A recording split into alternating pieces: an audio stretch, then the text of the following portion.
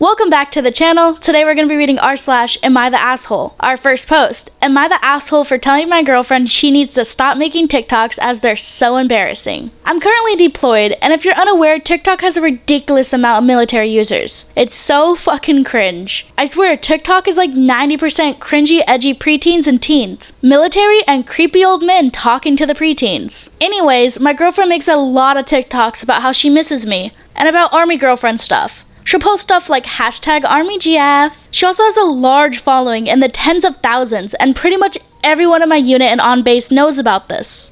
And they give me non-stop shit about it. My commanding officer will roast me in front of everyone. I checked the followers list, and almost all of her followers were other servicemen, most of whom are probably on our base. All of the comments on her post are people I know roasting me. So here's some of the TikToks she's made. She's done the classic "I'm coming home" song, which plays over her hugging me when she meets me. There are millions of those on TikTok. She posts TikToks about how she upgraded when she dated me, putting pictures of me and her ex together, how she went from dating a boy to a man. She made another one about how she went from thinking One Direction was her dream men, then she met army men. She's made TikToks going off about how much she misses me, and sends screenshots of our texts or video calls. I can't remember what else she's done. I know my girlfriend loves me and is doing this out of love, but it's gotta stop. I talked to my girlfriend about it and she got really upset that I would tell her to stop. She says I'm not appreciative of her and I shouldn't tell her what to do. I told her I love her, but I'm getting so much shit for this, and it's really making my life harder. She hasn't talked to me in a couple days after our conversation. I'm a bit worried I may have really pissed her off. Am I the asshole for saying I miss it being just me and my dad? My mom died when I, 16 female, was 6. My dad remarried when I was 11. He fell in love hard and fast with his wife, and they got married 6 months later. She had 3 kids, ages 6, 7, and 9 at the time. It was a lot for me. Everything is so much more. Things are louder and busier, and there's so much more people. And I was never excited like they were. But I never wanted to say anything, so I kept my mouth shut and let things happen for my dad, who was so happy. On the inside, I was hurt though. I was hurt that my dad seemed so eager to leave everything behind when he got remarried. We no longer did pizza after school on Friday. We no longer watched something together on Sundays before bed. Everything had to include everyone. And when I would ask to do something just with my dad, he would say no and look confused. One time my dad asked why I was so eager to do stuff with him, but never cared about family time. And I said because I missed him. He said I never lost him. Then back in October last year, they put us into family therapy. Because for one of my classes, we had to design something in computer class. I was given a family tree. Did the family tree of my dad, mom, and me, and then grandparents, etc. My teacher showed my dad at the parent-teacher conference because of how good it was. He and his wife freaked out about the steps not being included. And so family therapy happened.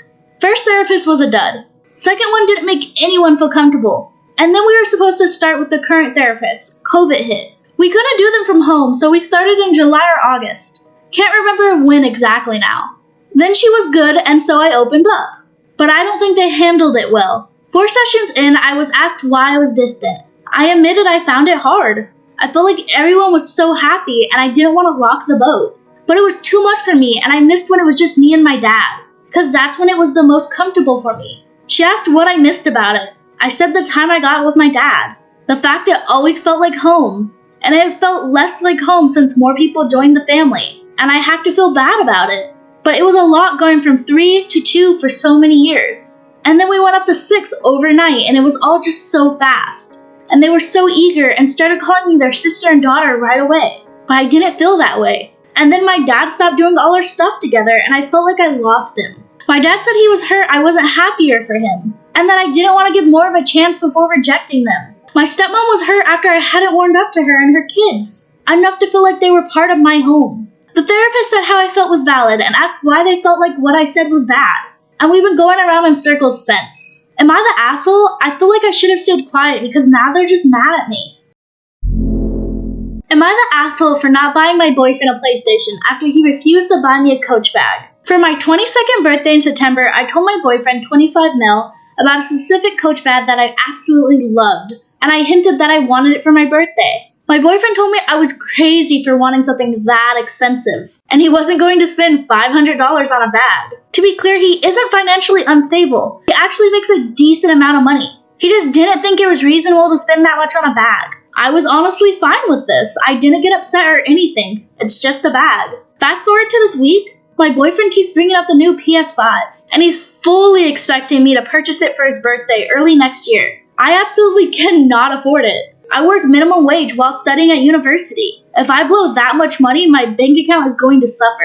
Not to mention, why would he expect me to buy him a gaming console after he blatantly refused to buy me a Coach bag that is probably $200 cheaper than the PS5? I mentioned it to my boyfriend, and he told me that there's a humongous difference between a purse and a PlayStation, and I can't compare them. And then he proceeded to call me immature. Am I the asshole? Feeling like a bad girlfriend at the moment.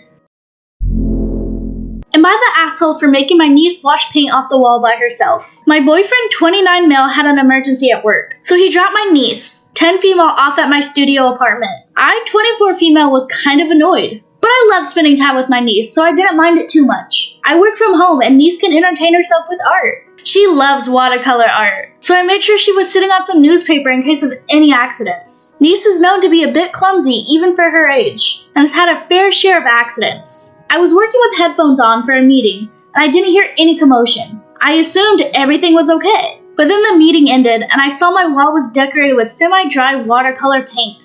That specific wall is brick with indents, and paint had seeped into the little corners. I asked her what happened, and she said she doesn't know. We reduced this to maybe some dry paint had been stuck inside the bushes, and wasn't cleaned thoroughly. So when we got it wet again, it loosened the paint. She did say she flung her arm once to get rid of a piece of hair. That's probably when the paint went flying to the wall. I told her accidents happen, so just clean it up with water and a towel. She didn't want to, but I told her that it was her mistake and she needs to take responsibility like a big girl. She got the paint off easily and was really proud of it. The rest of the day was snacks and hanging out before my brother picked her up. Later that night, my sister-in-law called and laid it on me about how I lectured her daughter and how dare I parent a child that's not mine. Gave her unhealthy foods and made my niece do chores because I didn't want to do it. She said I was the adult and I have hands, so why am I being petty and punish my niece for an accident? I'm just like, what?